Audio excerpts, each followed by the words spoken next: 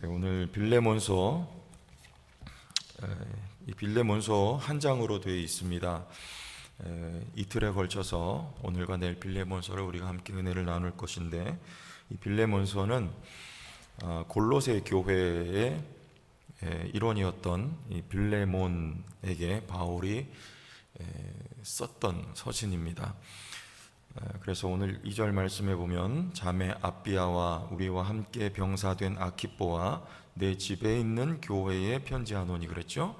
여기 내 집에 있는 교회, 그래서 이 골로새 교회가 이 빌레몬의 집에서 이 개척이 되었어요. 그래서 내 집에 있는 교회, 그리고 아비아는 이 빌레몬의 아내로 여겨지죠. 맨 앞에 이렇게 이름이 언급된 것으로 보고, 그래서 요 바울이 지금 로마에 갇혀 있을 때 그 로마에서 신기하게도 오네시모가 바울을 만나게 돼요. 이 빌레몬 집의 종이었죠. 노예입니다. 당시엔 노예 제도가 있었기 때문에 노예였는데 그 주인의 재물을 도적질해서 로마로 도망가요. 하나님의 섭리는 참 신기하게도 그곳에서 가택 연금 중이던 바울을 만나게 되고, 바울과 교제 속에 이 오네시모가 완전히 변화가 됩니다. 그래서 오늘 말씀에서처럼 유익한 일꾼이 되어 복음을 위해서, 그래서 이 바울이 이제 이 오네시모 편에 이 빌레몬서를 들려 보내면서 한 가지죠. 사랑, 그리고 용서, 그리고 이 오네시모를 내가 받고 다시 내게로 돌려보내서 내 곁에 두어서 나를 위해서, 복음을 위해서 계속해서 섬길 수 있게 해달라라고 하는 내용이 이 빌레몬서의 주된 내용입니다. 무엇이 오네시모를 이렇게 변화시켰는가? 6절 말씀에, 이로써 내 믿음의 교제가 우리 가운데 있는 선을 알게 하고 그리스도께 이루도록 역사하느니라, 이렇게 말씀하고 있죠. 교제가 사람을 이렇게 바꿔 놓았습니다. 바울은 누구와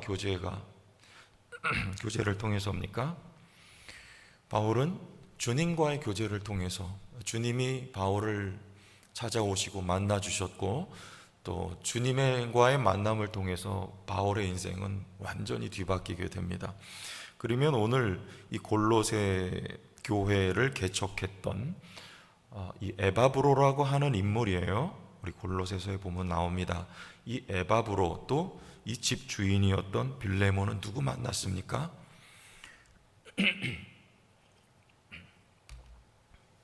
바울 만났죠. 죄송합니다. 바울을 만나 바울과 교제를 통해서 이들이 완전히 변화가 된 거예요. 이게 교제의 능력입니다. 그리고 바울로부터 에베소에서 3년 동안 같이 신앙생활을 하다가 이제 고향인 골로새로 돌아가서 교회를 개척했던 인물이 바로 에바브라예요. 그리고 또 이 빌레몬이라고 하는 인물이죠. 그 교회의 영향력 인물로 세워지게 됩니다. 그런데 로마에서 이 오네시모가, 빌레몬의 종이었던 오네시모가 바울을 만나서 바울과 또 교제하게 돼요. 그러자 이 오네시모가 놀랍게 변화되죠. 여러분은 누구와 교제하고 계십니까? 먼저는 제일 중요한 거예요. 우리 하나님과 교제하는 거죠.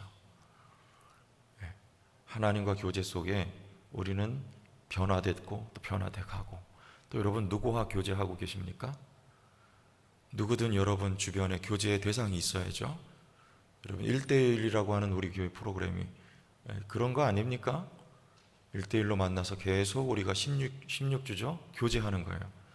교제 속에 상대방의 변화를 우리가 이끌어내는, 이게 우리 교회에 있는 사역이지 않습니까? 꼭 그런 프로그램이 아니더라도 여러분 구역 가운데 이번에 이렇게 신방을 쭉 하다 보니까 교제가 필요한 분들이 좀 많습니다. 보니까 그냥 이렇게 홀로 덩그러니 계신 분들, 또 몸과 마음이 약해서 이렇게 어려움 중에 계신 분들, 여러분 우리가 적극적으로 만나서 교제해야 돼요.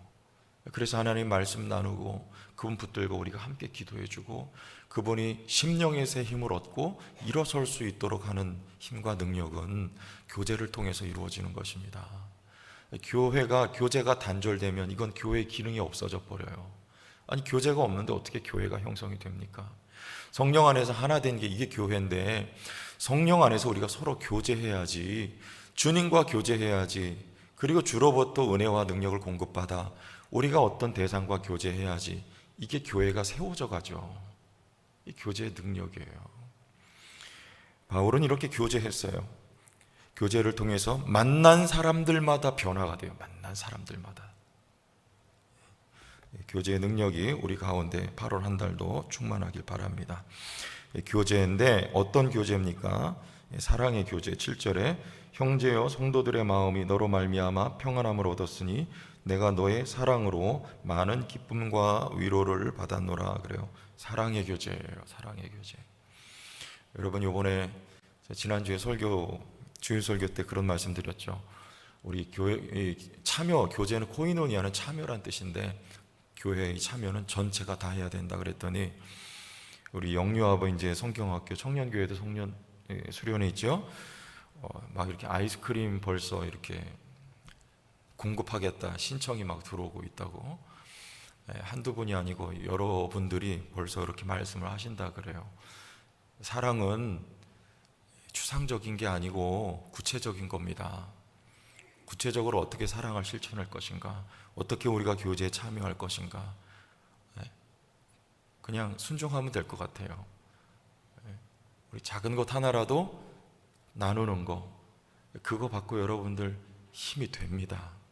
아, 성도님들이 우리 부서에 이렇게 관심이 있구나, 사랑하고 있구나, 기도해주고 있구나, 구체적으로 표현하는 거예요. 또한 사랑은 인격입니다. 12절 말씀, 9절 말씀 보겠습니다.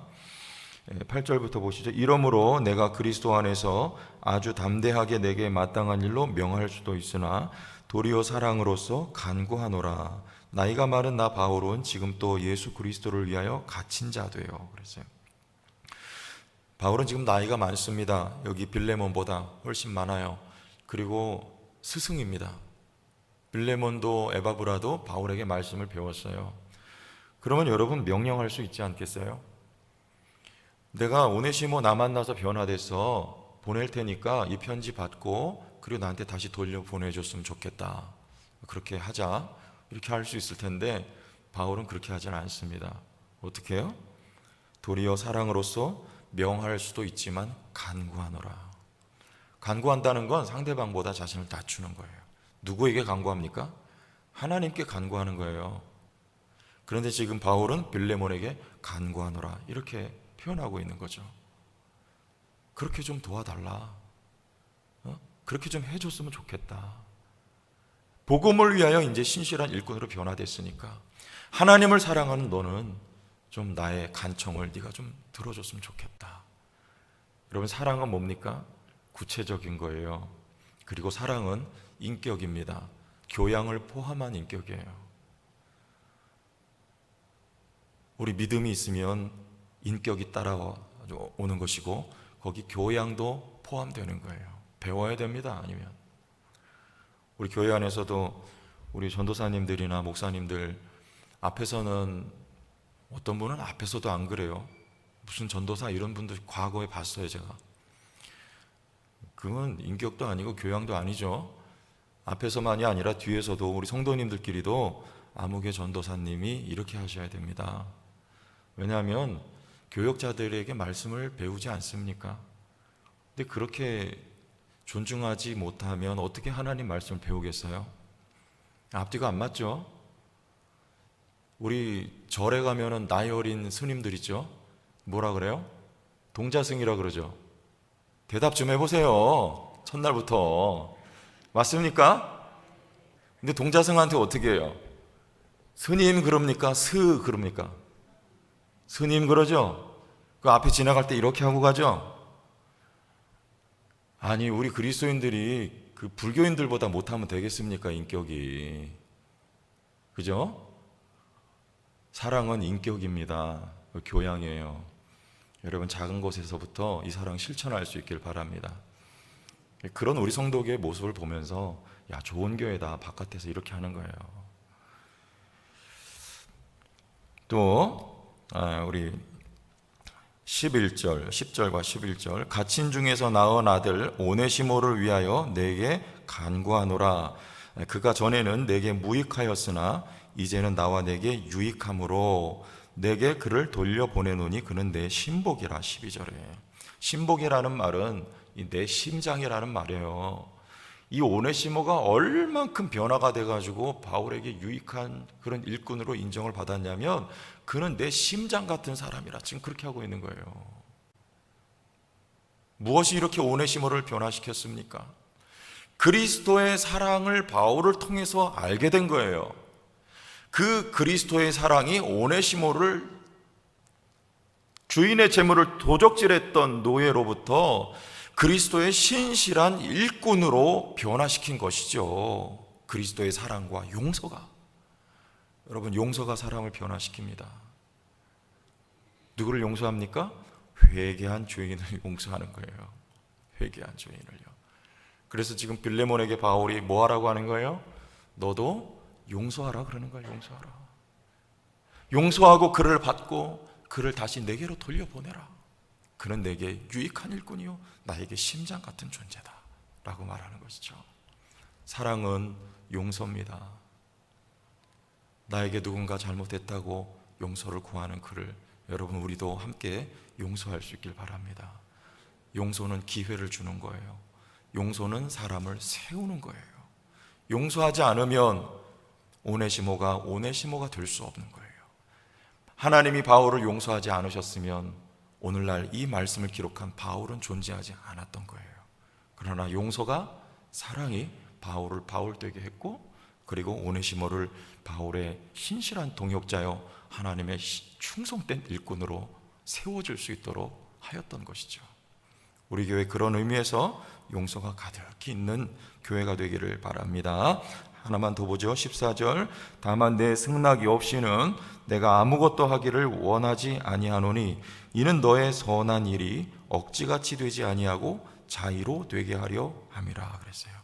주님의 일은 억지로 하는 것이 아니고 자의로 하는 겁니다. 자의로, 자원해서 하는 거예요.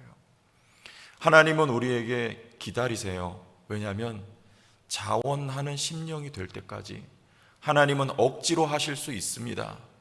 강아지 목에다가 개목줄 딱 채워가지고 하나님은 끌고 가실 수 있어요. 그러나 우리 하나님 그렇게 안 하십니다. 하나님 우리에게 고백을 받기 원하세요. 하나님은 우리에게 서원을 받기를 원하세요. 그때까지 하나님은 우리에게 하나님 저도 주님 사랑합니다 라고 하는 자의의 고백이 나오기까지 하나님은 우리를 기다리고 계십니다. 그리고 설득하세요. 하나님은 설득의 달인이에요. 우리를 설득하세요. 지금도 여러분의 삶에 하나님은 설득하고 계신 현재예요. 설득당하고 있는 거예요. 여러분 삶의 고난 속에서 어려운 형편과 환경 속에서 하나님은 지금도 여러분을 설득하고 계세요. 하나님 나도 주님 사랑합니다. 나도 주님 뜻대로 살기를 원합니다. 주님만이 내 인생의 소망이고 목표입니다. 목적입니다. 이 고백이 나올 수 있도록 하나님 우리를 설득하신단 말이에요. 억지가 아닙니다. 자의로. 왜냐하면 하나님의 인격이시기 때문에 우리를 사랑하시지만 너희도 나를 인격으로 사랑했으면 좋겠구나 라고 하는 그 시점까지 하나님 우리를 기다리셔서 결국에는 자의로 주님을 따라가고 자의로 우리가 헌신하고 봉사하고 자의로 주님 앞에 우리의 목숨을 드리기까지 신앙은 이 말씀처럼 자의로 되게 하는 거예요. 우리는 어떻게 될까요? 우리도 기다려줘야 돼요. 기다려줘야 돼요. 채찍질하면 안 됩니다. 막 끌고 가면 안 돼요. 내 생각이 옳은데 내 생각이 옳으니까 너희도 이렇게 해야 돼 해가지고 막 끌고 가면 그 사람들 목에 상처가 나는 거예요. 그러면 안 됩니다. 오래 참아주고 오래 기도해주고 기다려줘야 되는 거예요. 그리고 그분 안에서 성령이 역사하셔서 그분도 나처럼 자의로 주님 따라갈 수 있도록 여러분들 오래 참는 사랑의 공동체가 될 수 있기를 주의 이름으로 축원합니다.